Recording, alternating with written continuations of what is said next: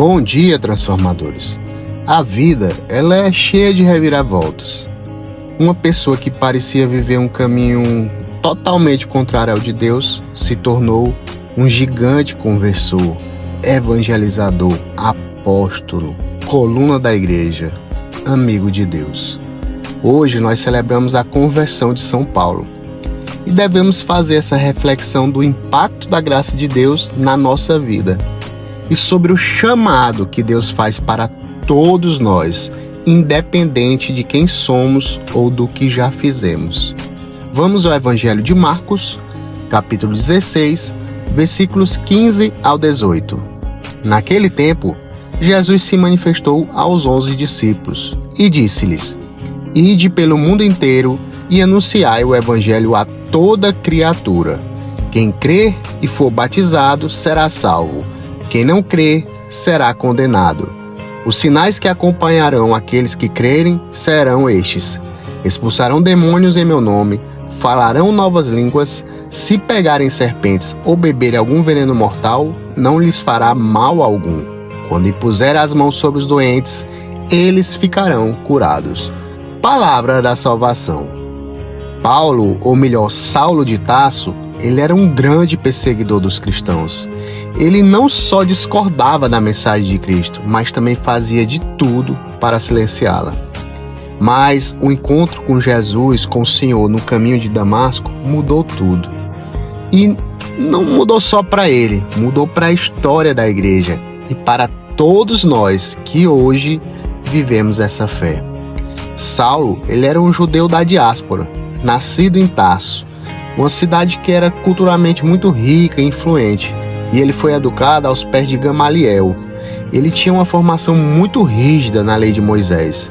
Isso o tornava um zeloso defensor das tradições judaicas. Para Saulo, o cristianismo ele não passava de uma ameaça ao que ele acreditava ser a verdade. Por isso ele perseguia os cristãos com tanto fervor. Mas Deus, ele vê sempre além e sempre tem um plano de amor para nós. Ele enxergou naquele perseguidor um apóstolo. É sempre bom aprender e lembrar que Deus nunca desiste de ninguém. Ele conhece nossos dons, nossos erros e ainda assim nos chama. No caminho de Damasco, tudo mudou. Uma luz intensa o cegou e uma voz poderosa perguntou: Saulo, Saulo, por que me persegues? Aquilo foi muito mais que um choque.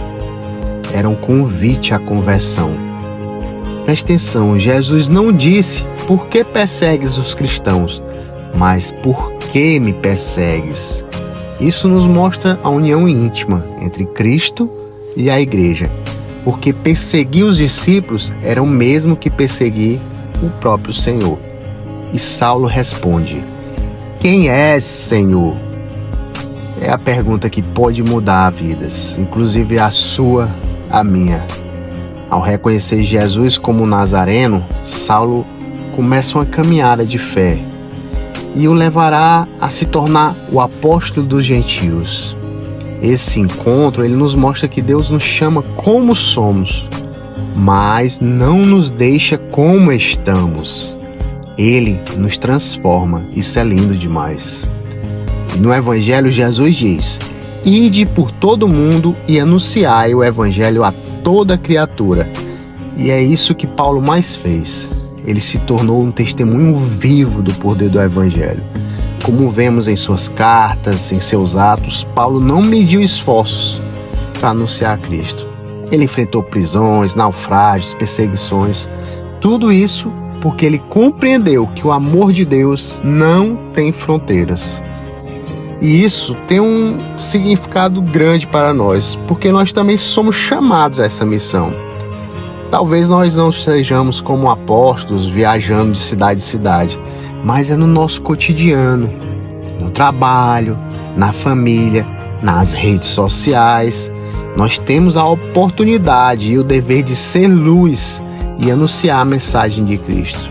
E não se esconder, se omitir. E o que a conversão tem significado na sua vida? Faça essa pergunta. Não precisa ser algo tão drástico como aconteceu com Paulo. Pode ser aquele pequeno passo, mais sincero, aquele desejo de mudar de atitude, de se abrir ao perdão, de começar a rezar mais, de acolher alguém que pensa diferente de você. A conversão, minha gente, é uma jornada contínua. E assim como Paulo precisou da ajuda de Ananias para enxergar novamente, nós também precisamos de pessoas e momentos que nos ajudem a ver com os olhos da fé. Por isso, não subestime a graça de Deus. A conversão sempre é possível. Você que reza por alguém, seu filho, seu marido, esposa, entenda, nada é impossível para Deus. E nessa abertura da graça de Deus, você pode ser Ananias na vida de alguém, com seu serviço, seu testemunho, sua vida. Não desista. Muitas vezes são pequenos encontros com Deus. Ele pode se revelar no silêncio da oração, ele se revela na Eucaristia, ele se revela naquela palavra amiga de alguém que cruza o seu caminho.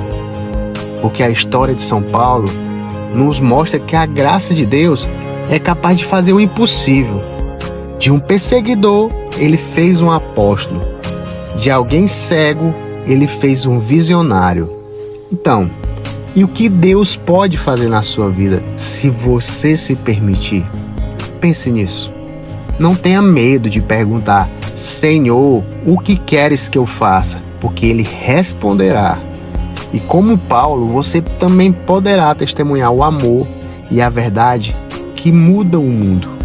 Então, que São Paulo interceda por nós para que tenhamos coragem de dar os passos necessários em nossa conversão. E também que possamos ser, no mundo de hoje, testemunhas vivas do Evangelho. Paz e bem. Rendido pela tua